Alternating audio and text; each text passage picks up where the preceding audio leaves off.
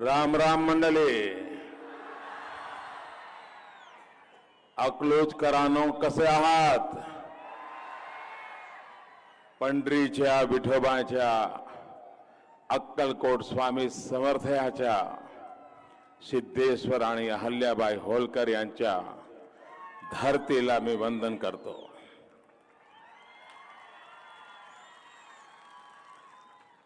महाराष्ट्र के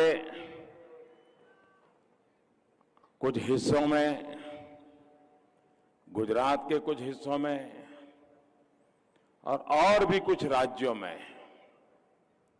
कल अचानक जो मौसम बदला, आंधी तूफान में कई लोगों की मृत्यु हो गई। किसानों के फसलों का भी जो नुकसान हुआ है उसकी भी जानकारी भी मुझे मिल रही है। मैंने अफसरों को निर्देश दिया है कि राज्य सरकारों से बात करके जल्द से जल्द हर संभव सहायता आम जन को पहुंचाई जाए। मैं आप सभी को आश्वस्त करता हूं कि सरकार पूरी तरह संवेदनशील है और आपकी हर परेशानी में आपके साथ खड़ी है। जिन्होंने अपने स्वजन खोए हैं उन परिवारों के प्रति भी मेरी संवेदना है। भाइयों बहनों, मैं सबसे पहले हमारे मुख्यमंत्री जी देवेंद्र जी का आभार व्यक्त करता हूं। महायुति के सभी नेताओं का आभार व्यक्त करता हूं कि मुझे आज चुनाव की बात करने से पहले महाराष्ट्र के वरिष्ठ नेता, जिन्होंने 50 साल महाराष्ट्र के लिए खपा दिए,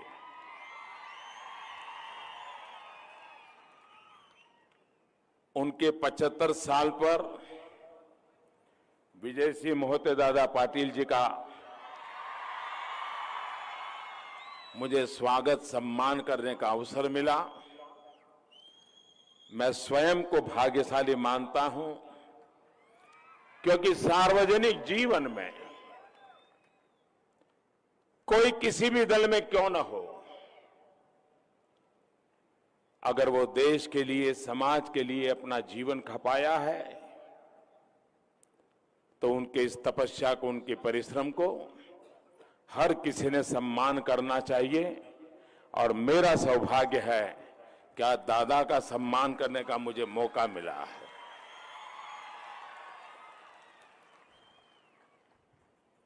उत्तम स्वास्थ्य तो हम सब देख ही रहे हैं लेकिन उत्तम स्वास्थ्य के साथ, दीर्घायु के साथ वे हम सबका मार्गदर्शन करते रहें, महाराष्ट्र की और देश की सेवा करते रहें, ये मैं हम सब की तरफ से आज आपको बहुत बहुत शुभकामनाएं देता हूं। भाइयों बहनों, जो दिल्ली में बैठे हैं ना, जो एयर कंडीशन कमरों में बैठ करके हिसाब लगाते हैं कि इसने इसको गले लगाया तो ऐसा हो जाएगा, उसने इसके साथ हाथ मिलाया तो ऐसा हो जाएगा, उसने इसकी सामने नजर मिलाई तो ऐसा हो जाएगा, उन लोगों को पता नहीं है धरती की सच्चाई क्या है। ये केसरिया सागर मुझे अब समझ में आया कि शरद राव ने मैदान क्यों छोड़ दिया।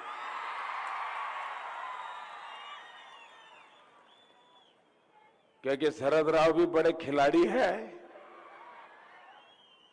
वो समय से पहले हवा का रुख समझ जाते हैं और वो ऐसा कभी कुछ नहीं करते जिसके कारण उनको और उनके परिवार को खरोच आ जाए। और कोई बलि चढ़ जाए तो चढ़ जाए, वो कभी अपने आप का नुकसान नहीं होने देते। और इसलिए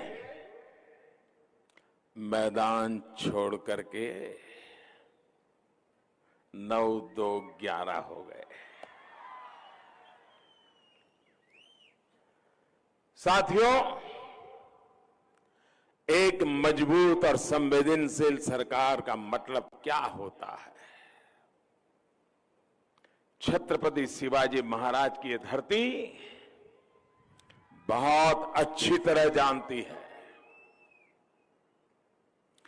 भारत को आगे बढ़ाने के लिए, भारत को 21वीं सदी में नई ऊंचाई पर पहुंचाने के लिए केंद्र में ऐसी ही मजबूत सरकार चाहिए। चाहिए कि नहीं चाहिए? अरे आप अपने गांव में भी डीला डाला अगर पुलिस वाला आ जाता है तो आप पसंद करते हैं क्या? आपको दम वाला पुलिस वाला लगता है कि नहीं लगता है? लगता है कि नहीं लगता है? अरे आपका बच्चा स्कूल में जाता है और मास्टर जी में दम ही नहीं है तो आप बच्चे को वहां पढ़ाना पसंद करते हैं क्या? अच्छा टीचर चाहिए कि नहीं चाहिए? भाइयों बहनों, इतना बड़ा देश भी चलाना है तो मजबूत देश भी चाहिए, मजबूत नेता भी चाहिए। आपने 2014 में मुझे जो पूर्ण बहुमत दिया, उसने मुझे ऐसी ताकत दी, ऐसा ताकत दी कि एक तरफ जहां देश के लिए बड़े बड़े फैसले ले पाया, वहीं गरीब से गरीब के कल्याण के लिए भी पूरी शक्ति लगाकर काम कर पाया।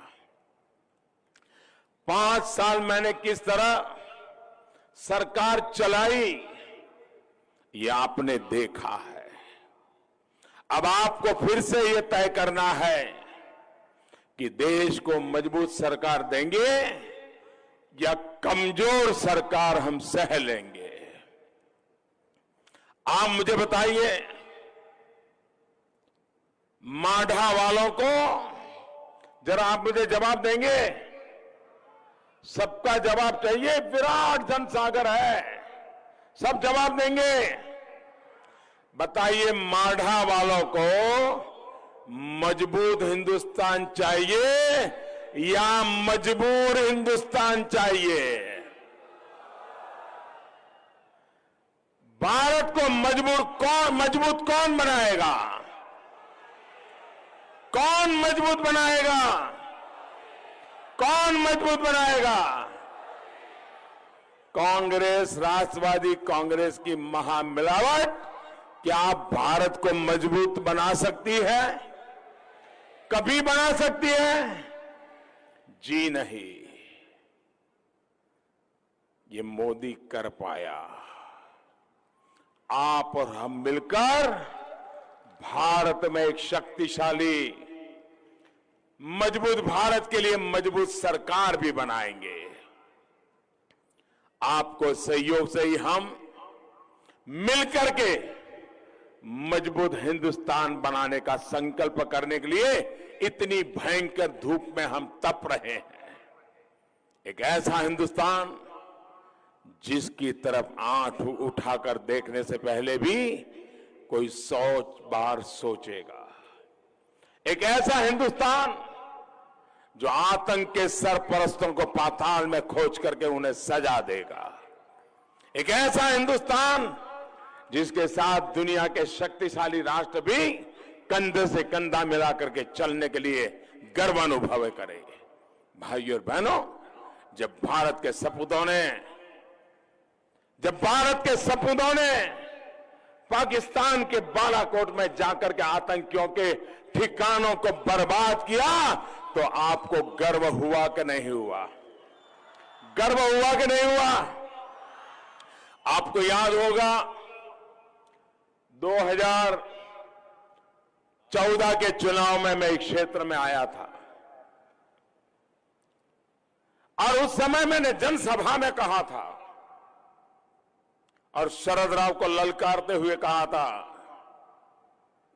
और मैंने कहा था, शरद राव, जब सरकार में दम होती है तब नेता नहीं बोलते, फौजियों की उंगली बोलती है, फौजियों की उंगली चलती है, गोलियों की बौछार होती है, दुश्मनों के सीने चीर लेते हैं।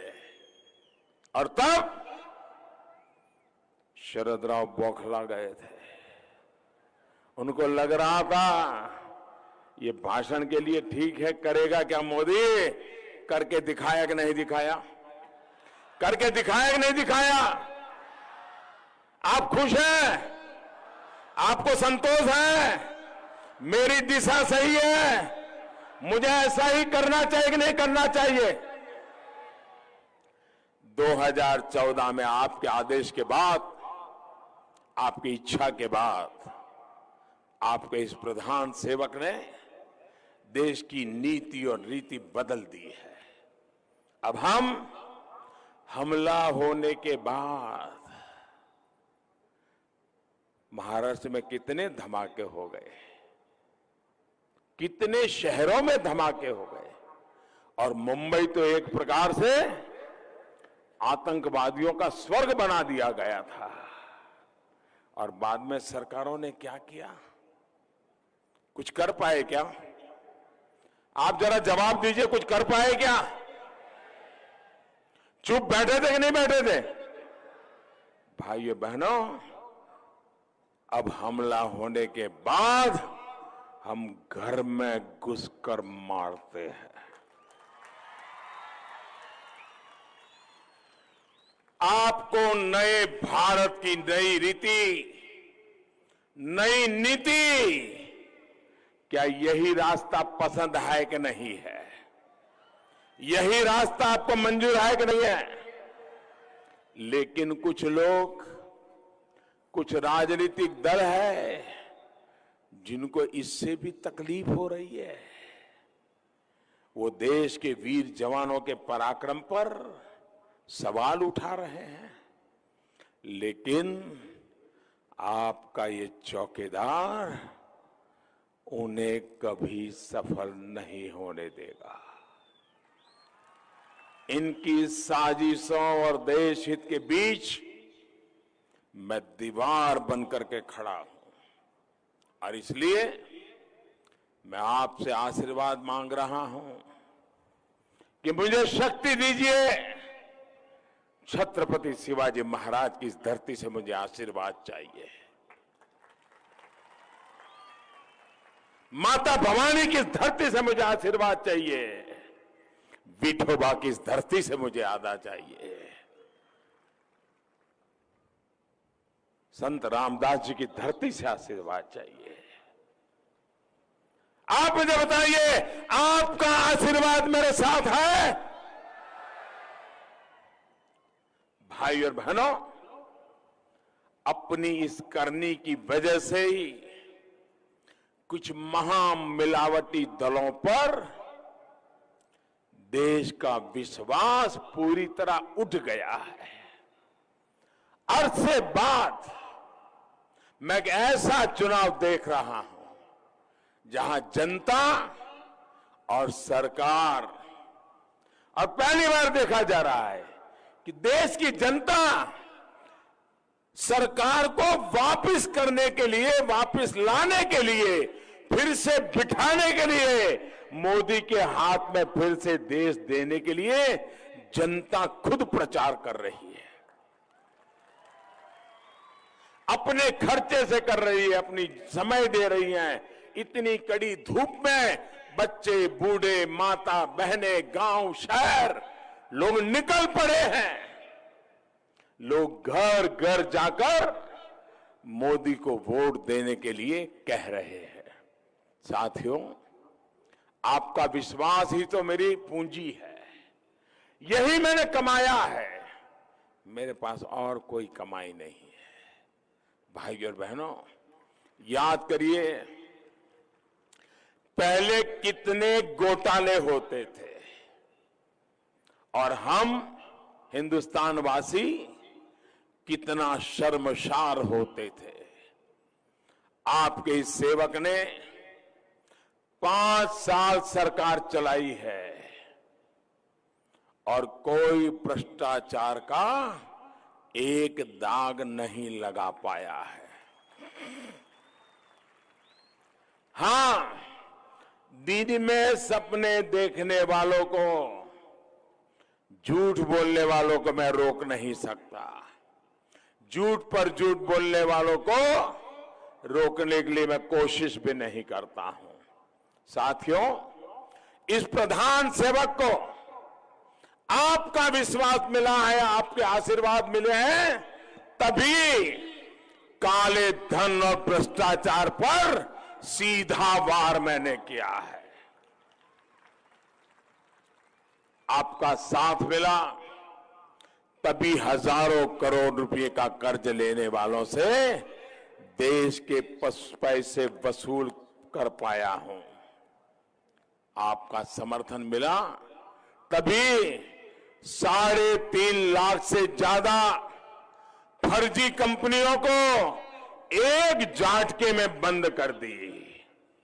आपने मुझे हर फैसले का हौसला दिया, तभी जो महंगाई आसमान को छू रही थी, बिचौलिए मलाई खाते थे, किसान मरता था, उपभोक्ता मरता था और इनके चले चपाटे माल खाते थे, उस महंगाई को भी काबू करने का काम ये मोदी सरकार कर पाई है।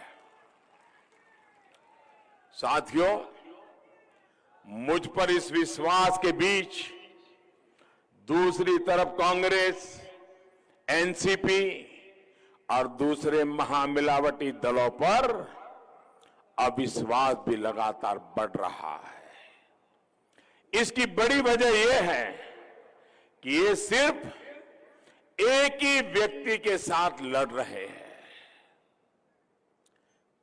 आप ये हमारे सारे विरोधियों के भाषण सुनिए, वो देश को कहां ले जाने हैं कुछ बताते नहीं। अब तक उन्होंने 50-55 साल देश चलाया, क्या किया बताते नहीं। आने वाले 5 साल में क्या करेंगे बताते नहीं। सिर्फ एक ही बात बोलते हैं, बंगाल में जाओ वही सुनाई देगा, उत्तर प्रदेश में जाओ वही सुनाई देगा, कर्नाटक में जाओ वही सुनाई देगा, महाराष्ट्र में जाओ वही सुनाई देगा, बारामती में जाओ वही सुनाई देगा, माड़ा में जाओ वही सुनाई देगा। क्या सुनाई देता है? मोदी हटाओ, मोदी हटाओ, मोदी हटाओ, मोदी हटाओ। इन्होंने मोदी को हटाने का ही मुद्दा बना दिया है। देश को दुनिया में गौरव कैसे दिलाएंगे, भारत की जय जयकार कैसे होगी, इसकी इनके पास कोई सोच नहीं है। हाल में आपने देखा है कि कैसे मुझे गाली देते देते कांग्रेस के नामदार अब एक पूरे समाज को गाली देने में जुड़ गए हैं। नामदार ने पहले चौकीदारों को चोर कहा और जब चौकीदार सारे मैदान में आए और हर हिंदुस्तानी चौकीदार कहने लगा तो उनके मुंह पे ताला लग गया और अब मुंह छिपाते फिर रहे हैं। अब जब चौकीदार चोर है, मामला चला नहीं, तो अब हर व्यक्ति ये बात बोल रहे हैं, कह रहे हैं कि जिसका भी नाम मोदी है वो सारे चोर क्यों है। भाइयों बहनों, पिछड़ा होने की वजह से हम पिछड़ों को अनेक बार ऐसी परेशानियां झेलनी पड़ी है। अनेक बार कांग्रेस और उसके साथियों ने मेरी हैसियत बताने वाली, मेरी जाति बताने वाली गालियां देने में कोई कमी नहीं रखी है। लेकिन इस बार वो इससे भी आगे बढ़ गए हैं। और पूरे पिछड़े समाज को ही चोर कहने लग गए हैं। अरे मुझे गाली दो, मैं कई वर्षों से बर्दाश्त करता आया हूं, कर लूंगा, लेकिन चाहे चौकीदार हो, समाज का पिछड़ा वर्ग हो, दलित हो, पीड़ित हो, शोषित हो, आदिवासी हो, अगर किसी को भी आपने अपमानित करने के लिए चोर कहने की हिम्मत की तो मोदी बर्दाश्त नहीं करेगा, ये देश बर्बाद नहीं करेगा। कांग्रेस और उसके साथियों को, भाइयों बहनों, आप मुझे बताइए, ऐसी भाषा बोलने वालों को आप सजा देंगे कि नहीं देंगे? सजा देंगे कि नहीं देंगे? सजा देंगे कि नहीं देंगे? भाइयों और बहनों, जो आज भी ये समझते हैं कि वो अपनी सल्तनत चला रहे हैं, वो किसी पिछड़े, किसी दलित, किसी गरीब की परवाह नहीं करवा सकते। साथियों, मैं कल देख रहा था, एक बार फिर शरद राव ने मेरे परिवार होने और न होने पर भी हमला शुरू कर दिया। साथियों, परिवार व्यवस्था हजारों साल से भारत के समाज की विशेषता है। परिवार व्यवस्था ये भारत की ताकत है, भारत का गौरव है और दुनिया को सबसे बड़ी देन है। लेकिन परिवार के विषय में शरद पवार को मोदी के बारे में बुरा से बुरा बोलने का हक है। बड़े हैं मुझसे उम्र में, उनको उनकी समझ और संस्कार के हिसाब से बोलने का हक भी है। लेकिन मेरे देशवासियों, मोदी आज जो जिंदगी जी रहा है, उसने भी परिवारों से ही प्रेरणा ली है। परिवार ही मेरी प्रेरणा है। भगत सिंह का भी एक बड़ा विस्तृत परिवार था, वो मेरी प्रेरणा है। सुखदेव का भी विस्तृत परिवार था, वो मेरी प्रेरणा है। राजगुरु का भी विस्तृत परिवार था, वो मेरी परिवार है। चाफेकर बंधु का भी विशाल परिवार था, वो मेरी परिवार प्रेरणा है। अरे महात्मा फूले का भी फूला फाला परिवार था, वो भी मेरी प्रेरणा है। बाबा साहब अंबेडकर का भी विशाल परिवार था, वो हमारा प्रेरणा है। अरे सरदार वल्लभ भाई पटेल का भी परिवार था, वो हमारी प्रेरणा है। अरे वीर सावरकर का भी परिवार था, वो हमारी प्रेरणा है। परिवारों की त्याग तपस्या से हमने प्रेरणा ली है।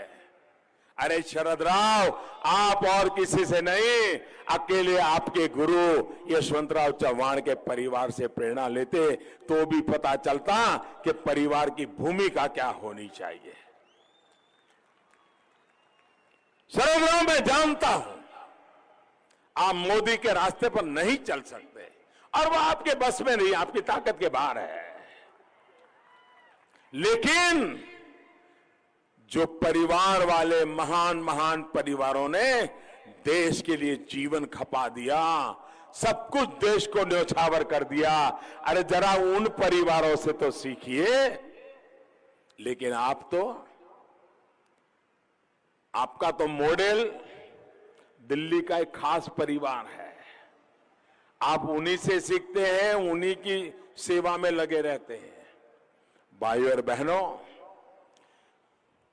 बहुत गालियां पड़ी, लेकिन इन गालियों की परवाह किए बिना मैं पूरी ईमानदारी से देश को आगे बढ़ाने के लिए, देश के गरीबों को सशक्त करने के लिए दिन रात मेहनत कर रहा हूं।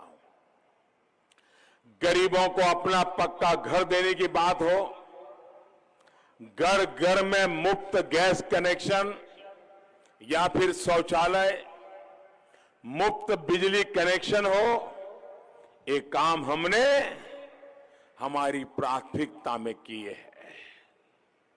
गरीब को 5 लाख रुपए तक के मुफ्त इलाज की सुविधा भी, और वो भी हिंदुस्तान में कहीं पर भी बड़े से बड़े अस्पताल में भी देने का काम मोदी सरकार ने किया है। इसके अलावा यहां की कनेक्टिविटी हो, यहां सिंचाई की व्यवस्था हो, इसके लिए पूरी ईमानदारी से प्रयास किए जा रहे हैं। साथियों, देश के 5 करोड़ से ज्यादा गन्ना किसानों की चुनौतियों के स्थायी समाधान का भी हमारी सरकार निरंतर प्रयास कर रही है। गन्ना किसानों के हितों को ध्यान में रखते हुए चीनी के आयात पर 100% शुल्क लगाया गया है। चीनी निर्यात करने की भी अनुमति दे दी गई है। गन्ने पर प्रति क्विंटल जो अतिरिक्त मदद सरकार द्वारा दी जा रही है, वो भी सीधे सीधे किसानों के खाते में जमा करने का फैसला हमने लिया है। वरना पहले ये पैसे भी चीनी मिलों को उनके हाथ में दिया जाता था और चीनी मिलें मजा करती थी। साथियों, गन्ना किसानों का भला करने के लिए हम उनकी आय के साधन बढ़ा रहे हैं। इसके तहत कई दूरगामी कदम भी उठाए गए हैं। गन्ने से सिर्फ चीनी नहीं बने, बल्कि उससे इथेनॉल भी बने, बायोफ्यूल बने। इसके लिए देश में इंफ्रास्ट्रक्चर तैयार किया जा रहा है। सरकार द्वारा पेट्रोल में इथेनॉल की ब्लेंडिंग को भी बढ़ाया गया है। वैसे आपको बता दूं, ये टेक्नोलॉजी ये कोई मोदी के आने के बाद पैदा नहीं हुई है। अरे शरद पवार जी जिस सरकार में कृषि मंत्री थे, वहां भी ये कर सकते थे, लेकिन उनको तो अपना चीनी की दुकानें चलाने में इंटरेस्ट था, इसलिए उन्होंने किया नहीं। उनको किसानों की परवाह नहीं थी। लेकिन ये सौभाग्य भी मुझे ही मिला है। साथियों, सरकार द्वारा देश के कृषि व्यापार में सुधार भी किए जा रहे हैं। ग्रामीण हाटों को बड़ी मंडियों फिर दुनिया के दूसरे बाजारों से जोड़ने का काम किया जा रहा है। सरकार का प्रयास है कि किसानों को अपनी उपज बेचने के लिए बहुत दूर नहीं जाना पड़े। इसके लिए देश के 22,000 ग्रामीण हाटों को विकसित किया जा रहा है। इन हाटों को ई-नाम प्लेटफॉर्म के साथ जोड़ा जा रहा है। साथियों, फार्मर प्रोड्यूसर ऑर्गेनाइजेशन FPO, उसको बढ़ावा भी देने का हमने काम उठाया। इन FPO सरकारी समितियों को हमने पूरी तरह इनकम टैक्स से छूट दे दी है, इनकम टैक्स फ्री किया है। किसान अपने उत्पाद में वैल्यू एडिशन कर पाए, मूल्य वृद्धि कर पाए, इससे भी उनकी आय बढ़ सके। इसके लिए सरकार फूड प्रोसेसिंग सेक्टर को भी बढ़ावा दे रही है। फूड प्रोसेसिंग में 100% FDI की मंजूरी दे दी गई है। प्रधानमंत्री किसान संपदा योजना के माध्यम से 6,000 करोड़ रुपए से ज्यादा इस क्षेत्र में निवेश किए जा रहे हैं। भाइयों और बहनों, 23 मई के बाद 23 मई को चुनाव का नतीजा आने वाला है। 23 मई के बाद जो नई सरकार बनेगी, फिर एक बार मोदी सरकार बनेगी। उसमें हम PM किसान योजना का दायरा भी बढ़ाने जा रहे हैं। पहले जो 5 एकड़ की सीमा थी, उसे भी हटा दिया जाएगा। इन सभी प्रयासों से सभी शेतकरी समाज को बहुत लाभ होना तय है। भाइयों और बहनों, एक बहुत बड़ा संकल्प हमने और लिया है। 23 मई को जब फिर एक बार मोदी सरकार आएगी, तब हम पानी के लिए एक विशेष जल शक्ति मंत्रालय बनाएंगे। एक मंत्री पूरी तरह पानी के लिए ही होगा, एक पूरा विभाग पानी के काम के लिए होगा। देश की अलग अलग नदियों के पानी को, समंदर के पानी को साफ करके जरूरतमंद क्षेत्रों तक कैसे पहुंचाया जाए, इसके लिए काम होगा। मुझे उम्मीद है कि मांडा जैसे देश के सूखाग्रस्त इलाकों के लिए ये मंत्रालय वरदान साबित होगा। साथियों, मैं ये भी बताना चाहता हूं, मैं लंबे अरसे तक गुजरात का मुख्यमंत्री रहा हूं। वहां पर पानी की किल्लत यहां से भी भयानक है। नदियां भी नहीं है, अकेली नर्मदा और तापी नदी पर हम गुजारा करते हैं। कच्छ रेगिस्तान है, इधर रेगिस्तान है, उधर पाकिस्तान है।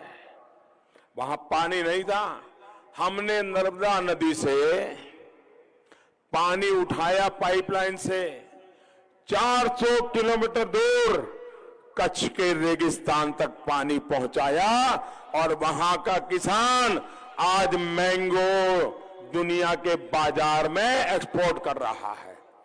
अगर मैं इतने छोटे से कार्यकाल में गुजरात में कर पाया तो यहां तो अपने आप को बड़े बड़े दिग्गज मानने वाले लोग इतने साल मुख्यमंत्री रहे, इसी धरती से आए, लेकिन आपको पानी नहीं पहुंचा पाए।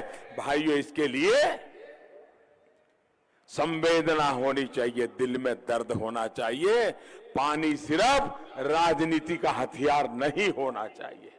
साथियों, 23 अप्रैल को कमल के फूट पर बटन दबाकर आपको मजबूत और ईमानदार सरकार के लिए वोट करना है, नए भारत के लिए वोट करना है। आपका एक एक वोट सीधा सीधा मोदी के खाते में जाएगा। मैं एक नारा दूंगा, आप लोग पूरी तारीख से नारा बोलेंगे। मैं जरा सभी से पूछना चाहता हूं, आप बोलेंगे? आपको बोलना है चौकीदार, बोलेंगे? मैं नारा बोलूंगा, आप बोलेंगे चौकीदार। गावात आहेत, गावात आहेत, प्रत्येक शहरात अबालवृद्ध, माता भगिनी, घरांत शेतात राबतो तो, बाग बगीच्यात, मच्छीमार बांधव सुद्धा, देशाचे नागरिक, सीमेवरील जवान, डॉक्टर, अभियंते, शिक्षक, प्राध्यापक, लेखक, पत्रकार, कलावंत सुद्धा, शेतकरी, कामगार, दुकानदार सुद्धा, वकील, व्यापारी, माझे विद्यार्थी मित्र सुद्धा। भाइयों बहनों, इतनी बड़ी संख्या में आप हमें आशीर्वाद देने आए, मैं आपका हृदय से बहुत बहुत आभार व्यक्त करता हूं। और अब दिल्ली को समझ आ गया होगा लहर कहां जा रही है, कितनी तेज हवा चल रही है। फिर एक बार कमल बनाने के लिए भारत माता की, भारत माता की, भारत माता की।